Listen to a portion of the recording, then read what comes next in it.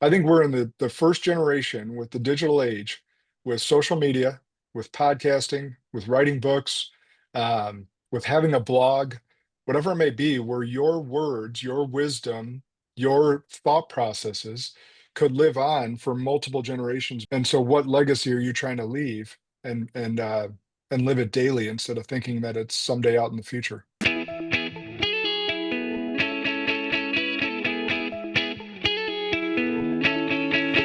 Hello and welcome to Center for Victory's podcast of Your Best Day Yet. At Center for Victory, we're here to help unlock, reinforce, and enrich relationships through personal and professional development. I'm Eric Guy, Chief Victory Officer at the Center for Victory.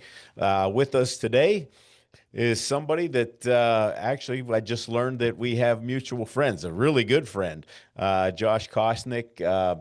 He's a bridge builder, a leader forged through fire and guided by faith. I love that. We're going to break that down, Josh. Founder of Kairos Coaching. He's also an EOS implementer, so we'll probably unpack that as well.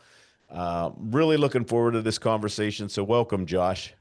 Hey, thanks for having me, Eric. I'm excited for this conversation. Ready to unpack whatever you want to unpack.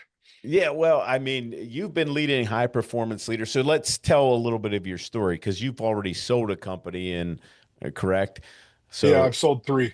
okay, so let's go back and go through that a little bit, and because that's kind of the why of people why they should listen to you right now, Yeah. and heed some of this advice. So go through that if you would. Yeah. So I started as an entrepreneur at 24 years old, and that was in the financial advising world, and built that practice from age 24 to 35. And actually, my first exit was in between there because my wife was going to go to law school, and we started having conversations about family. She'd sat for her LSAT, started applying to schools, and we decided that family was more important than her making partner at a law firm.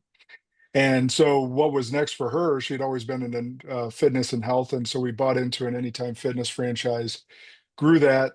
And real brief on that, we when we were pregnant, we found out we were pregnant with number two. We ended up exiting that business, knowing that she wouldn't have the time to spend there, and I was already running my own business in the financial world. So that was the first exit. Small, but still a victory. It was around just shy of a $500,000, and then uh, fast forward to age 35 when I sold my financial practice. That was a seven-figure exit. But what happened in that time, I was asked to take over the whole firm. And so in doing so, they said, "Hey, you should probably sell your practice. You won't have time to manage the clients." I'm like, "Yep, that makes sense." Now I'm leading and growing a firm that by the time of age 41, when I exited that business, I had 250 employees, 115 of which were advisors, and we were managing $4 billion in assets. And so it was a very large firm. And at age 41, when I sold it, it wasn't because I wanted to sell it. And so this is where the story comes in and where God really laid his hand on me because, the age old adage of you want to make God laugh, tell him your plans. So my plan was to run that firm from age 35 to 55 and grow it as big as possible and have as much impact as possible. And then at age 55, I was going to figure out my next act or second act. And that's not how it played out. So at 41 and there around, and this part of the story I tell in my new book, The Kairos Code, but I had a narcissistic employee who was a leader on my team.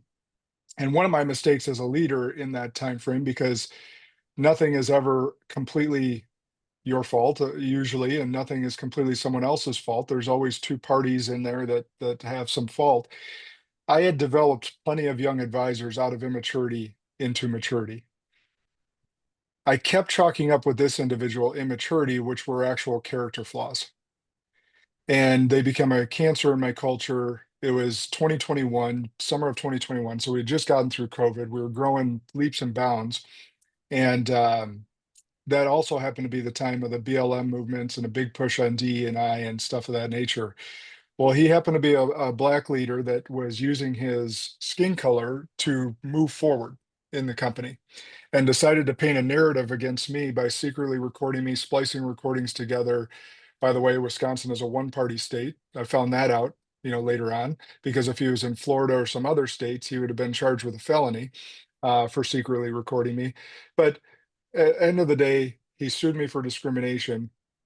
and the company decided to terminate me and buy me out to get themselves out of the lawsuit. Even though they knew I did nothing wrong, I had them involved the whole time. So that was a forced exit at age 41. And even though that was an eight-figure forced exit, and everyone might go, "Oh, big win, Josh." No, it wasn't. It sent me into an absolute pit of despair. Um, it sent me spiraling. I lost my purpose, my people, accolades, title, all of that meant nothing. And it sent me into what am I going to do next? And all the stages of grief, like losing a loved one, and a real depressive state that I had to climb out of. And I'll end it there, but that's the preface of the three exits. Not all were happy. Wow. Yeah. Thanks for sharing that too and being a little vulnerable. I appreciate that. Not everybody Yeah, would share that.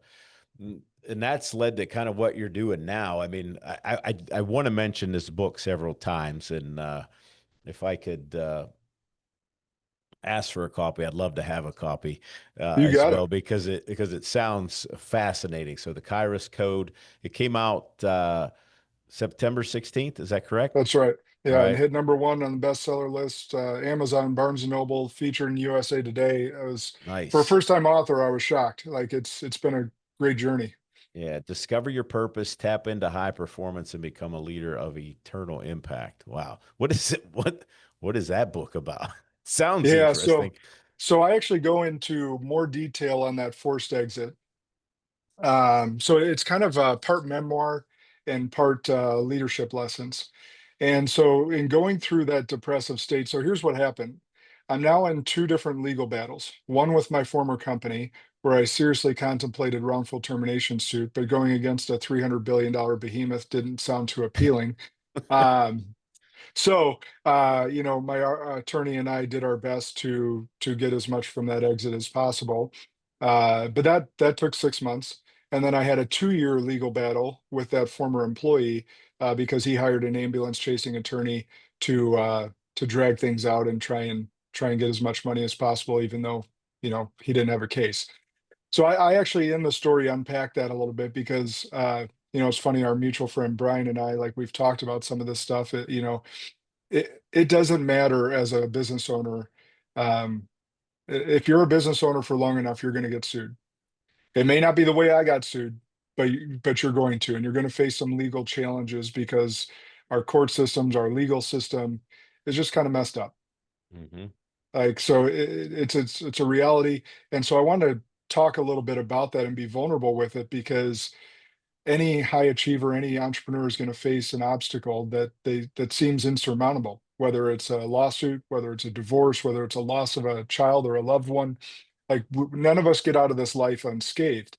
And so what I realized in that 6 months of pause, because it's a real mind trip for anyone that's sold a business before or anyone that's going to sell a business, when you go from being responsible for, in my case, $4 billion in assets, all these, 250 employees, a lot of and all the thousands of clients with their money entrusted to us. Like I had a big job.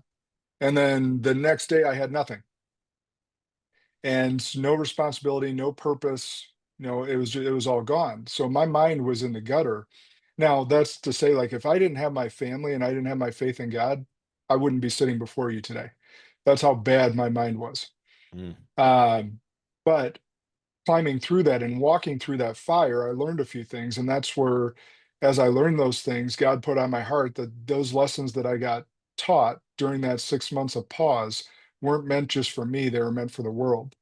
So I created a structure on how we should prioritize life I call the Five Bridges of Kairos.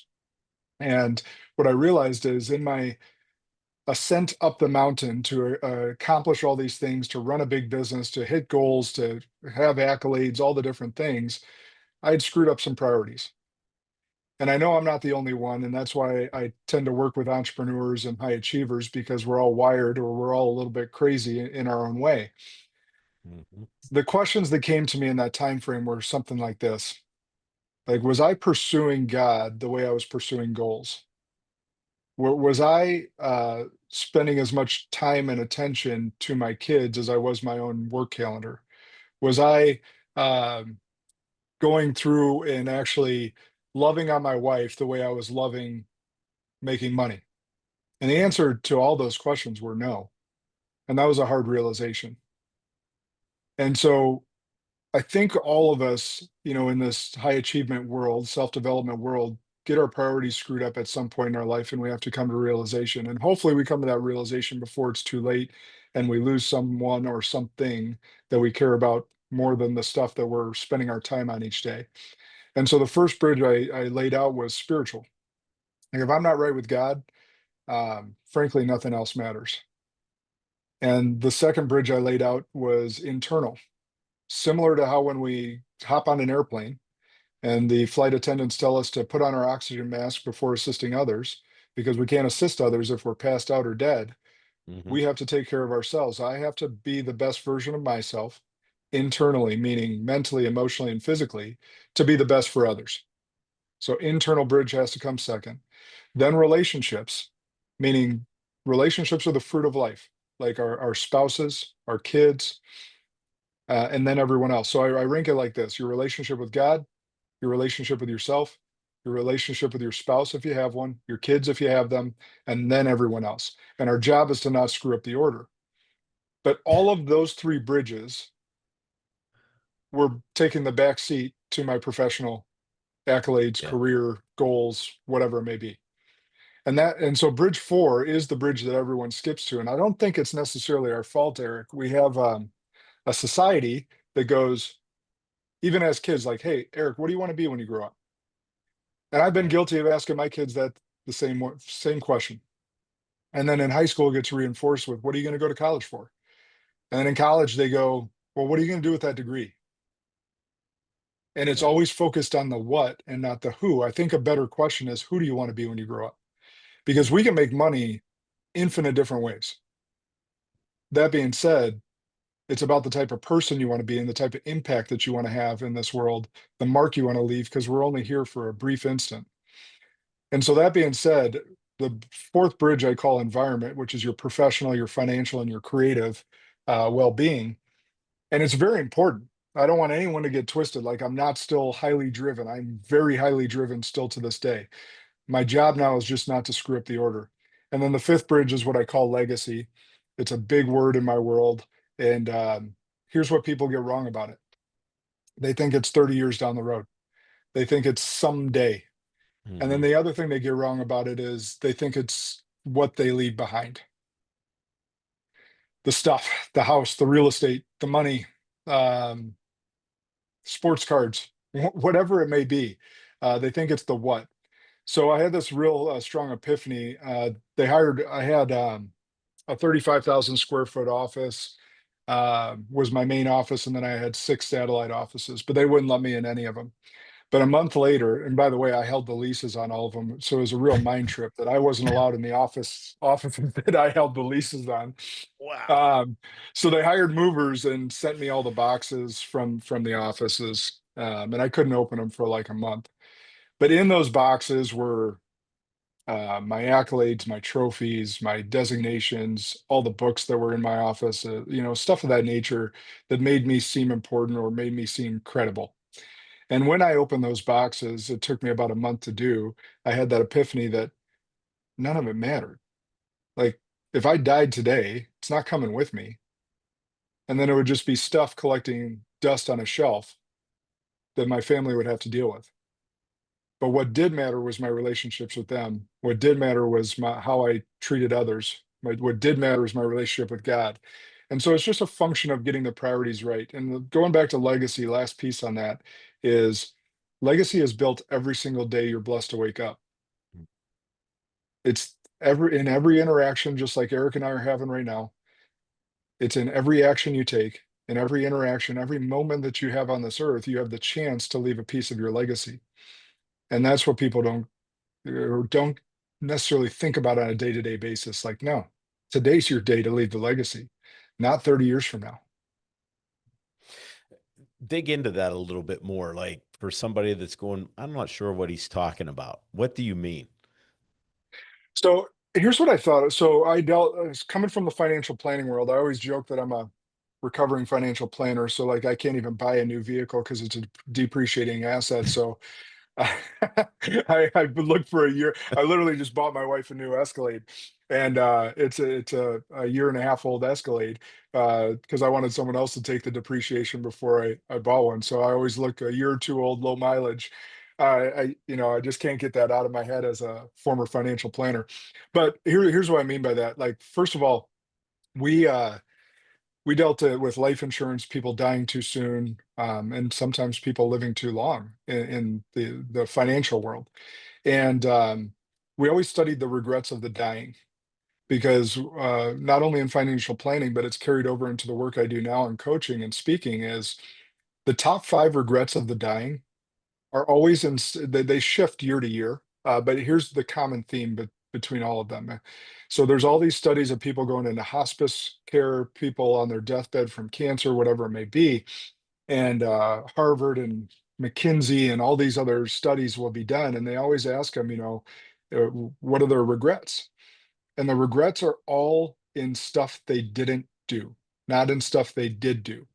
So, meaning the action they didn't take, the dream they didn't pursue, is what they regret. It's not in stuff that they did do and now regret, right? So, in that thing, what we got to remember is every day, every action you take, every interaction you have, you are leaving a piece of yourself in someone else.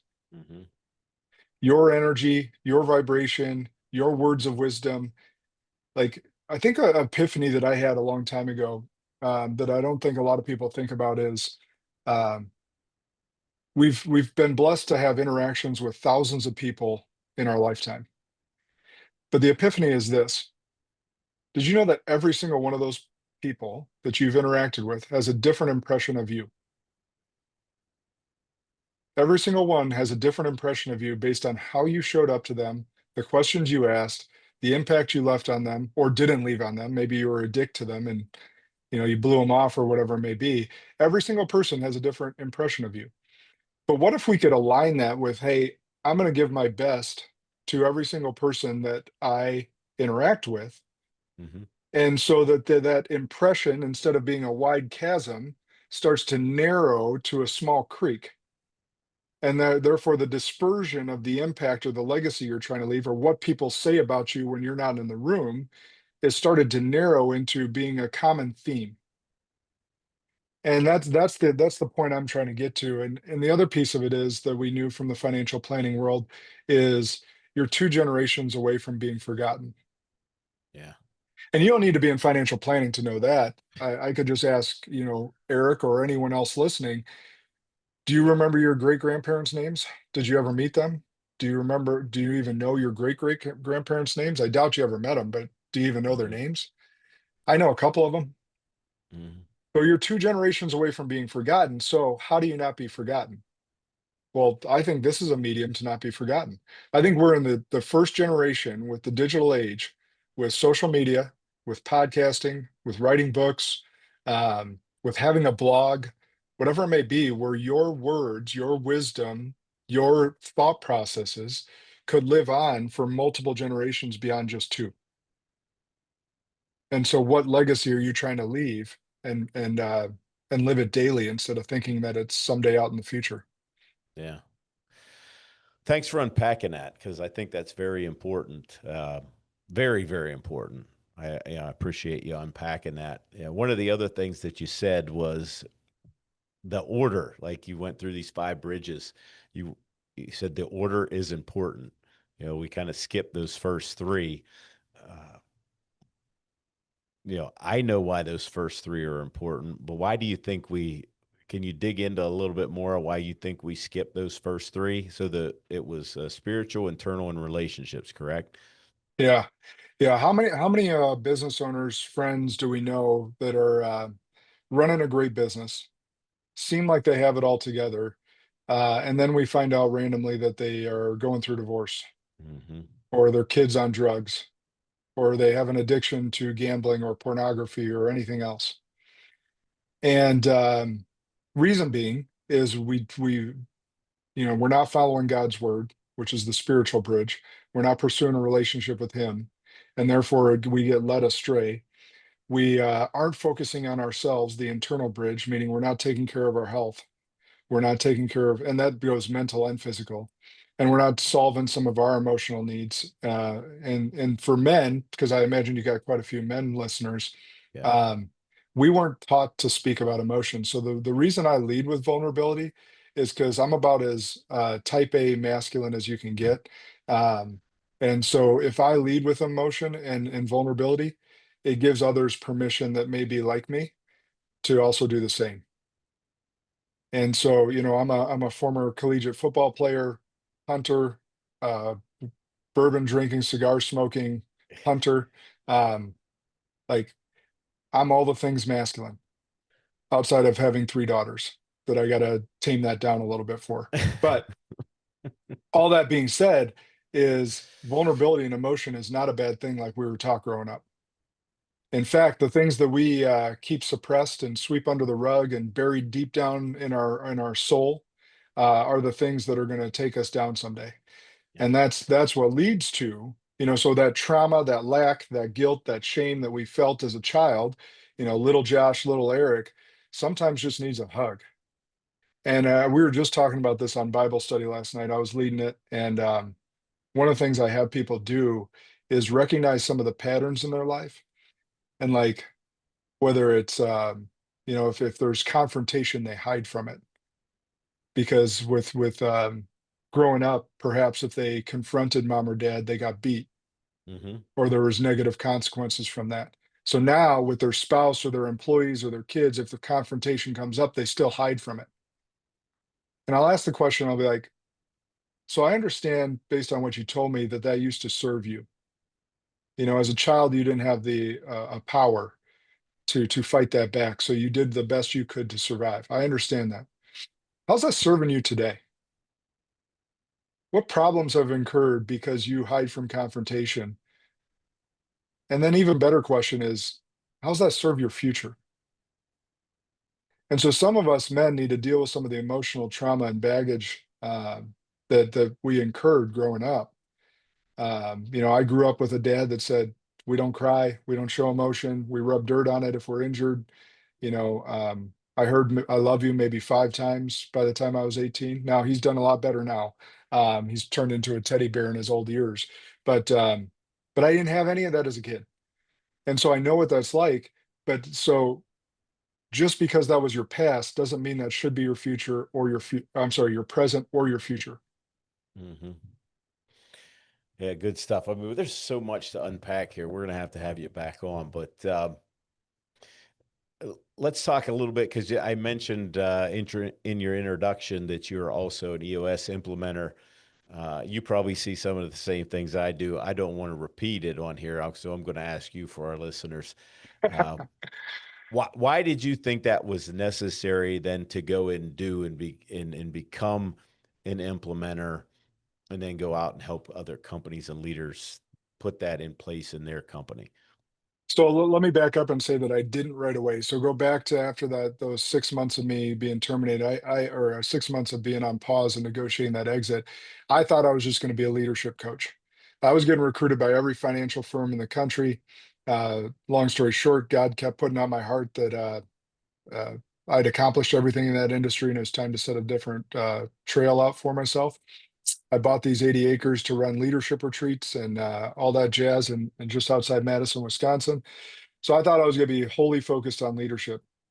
And what I uncovered starting coaching entrepreneurs about a year and a half into that journey was we all have two major problems as entrepreneurs, and then like 136 issues underneath those two major problems. But the two major ones are human development, our people, leadership, that's leadership. But secondly, was the systems and processes to help them scale and grow. Well, I had run on EOS on my financial firm. I read Traction in 2019, started doing that, read Rocket Fuel, hired my integrator, who's still with me today. She's the one employee I took with me because I knew I needed her to help me build out this next dream. And so that second problem kept coming up in conversation. I'm like, you know what? I'm just going to go get certified so that if it is a bigger problem, if systems and processes are a bigger problem than leadership right now, I have that tool in my tool belt. So I got certified 2.5 years ago, and now when I do discovery calls with leaders, it's like, hey, which of those two are your biggest bugaboo? And that'll determine where our conversations go from here. Yeah. What was your biggest takeaway after implementing that? Like for you, what did that do for you? I'm always interested. Well, let me tell you this, because there may be some people thinking they can self-implement EOS.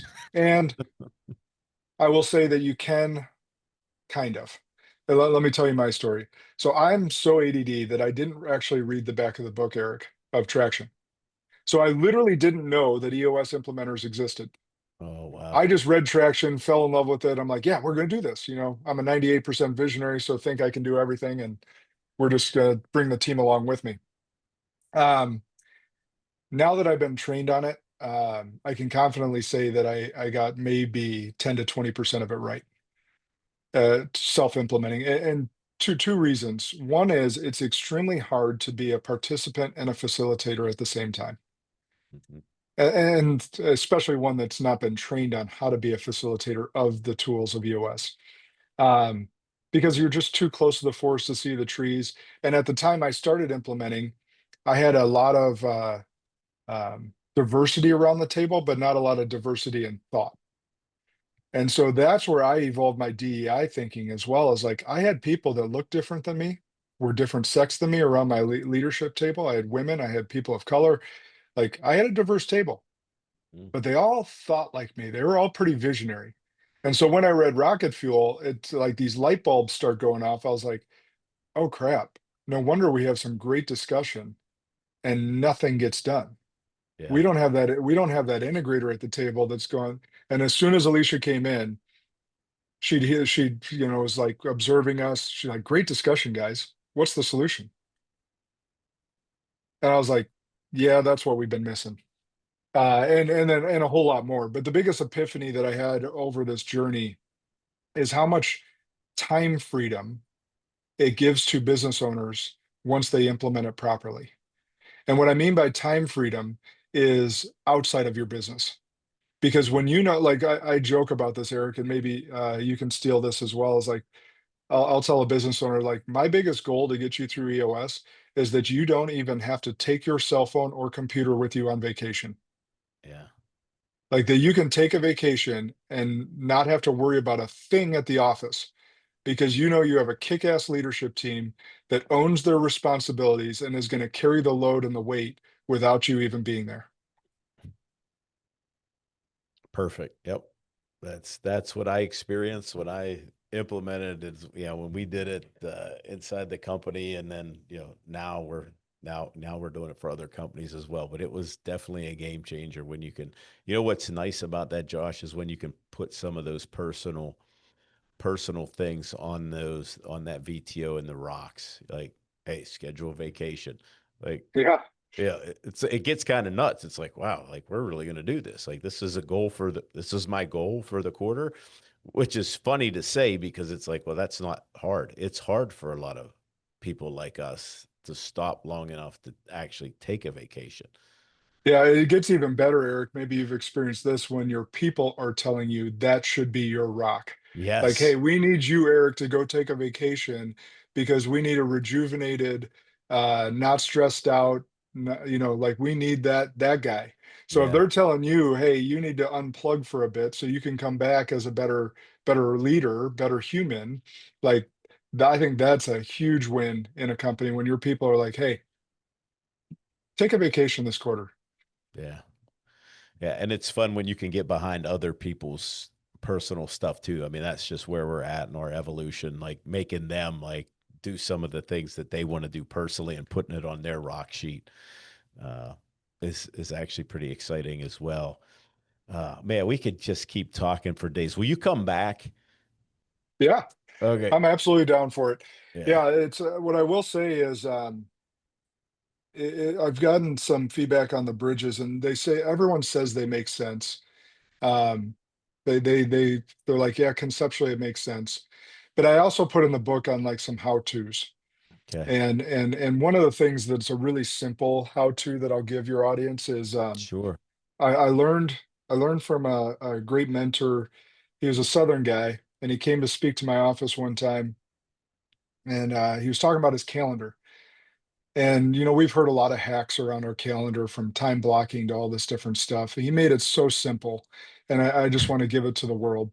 He goes, look, and I'm going to use his Southern accent here because I can't get it out of my head. He goes, look, you have your have tos and your want tos. The problem is you put your have tos in before your want tos, and you got to reverse that. And I'm like, okay, say more. Well, your want tos are working out. Your want tos are date night with your spouse. Your want tos are being at your kids' events. So, as an example, I got my kids, I have three daughters and one son, and my daughters are all competitive dancers. And so I've become a dance dad and learned that whole Oh world after boy. being an athlete my whole life. And, it's fun. What I will say about this is that it's an expensive endeavor for any parent that wants to get into that world, but it's joyful to see them do something they love. So in the spring to kind of summer is when they have their competitions. I get that schedule; they're in my calendar already for next year. So if I get booked for a speaking engagement or anything else, or someone wants me to go travel to see their business or be spend time with their leadership team, those dates are already blocked out because I want to be there for them. The problem is if we don't put our want tos in before our have tos, the have tos bleed in. We'll always find an excuse like, I got to get that project done. This customer needs this employee needs this. And then all of a sudden, our relationships that matter most to us are taking the hit or bearing the brunt of that. And that's where divorce happens. That's where alcoholism happens. That's where estranged relationships with your kids happen because you prioritized your have tos, your work before them. And so that's just a really simple hack for anyone to replicate. Get your want tos in your calendar before your have tos, because any one of us that's ever gone on vacation, had a flight at noon, knows how damn productive we were in the morning, how much we got done that morning. So if we compress our time, we're going to get our have tos done. Guarantee it. Yeah. I say that all the time. That's why I'm laughing at you. I'm in agreement. Yeah. It's amazing what you can get done when you're pressed for time. That's right. Yeah. Yeah. My Good. dad always told me this. He goes, you ever want something done, give it to a busy person. Yeah. They know Yep. how to prioritize. Yeah. Good stuff. Well, we'll definitely have you back on, but I can't let you go without asking the question we ask all our guests because our podcast is called Your Best Day Yet. Uh, Describe your best day. What does that look like to you? My best day. I'm going to give you this. I actually put this in the book. It's where I can prioritize myself in the morning before the kids get up. So I have a pretty stringent morning routine that involves, movement, breath work, prayer, reading, and getting my mind and body and soul ready for the day uh, before the battles begin. Then I actually started this tradition during COVID with my kids called Yes Day. And we set some parameters around it, and those were laid out in the book. But essentially, mom and dad can't say no for a day. And so if I could do my morning routine with myself, Yes Day with my kids, and then an evening with my spouse, like where we did whatever we want, just the two of us, I think that would be my best day ever. Good stuff. Good stuff. Good stuff. We're gonna have you on. Like to have you on the Top Contractor podcast too, because I think it's going to be beneficial for those folks as well. But we could talk about that later. But Josh, man, this is good stuff. Can't wait to get my hands on the book. Again, guys, the book, it just came out, the Kairos Code, Discover Your Purpose, Tap into High Performance, and Become a Leader of Eternal Impact. Check it out. I'm going to check it out as well, and we're going to have Josh back on here and unpack it a little bit more down the road here because it sounds very impactful. I can't wait to actually read that, and I mean that. So I appreciate it. The feedback's been amazing for everyone. I didn't set out to be an expert like most self-development gurus.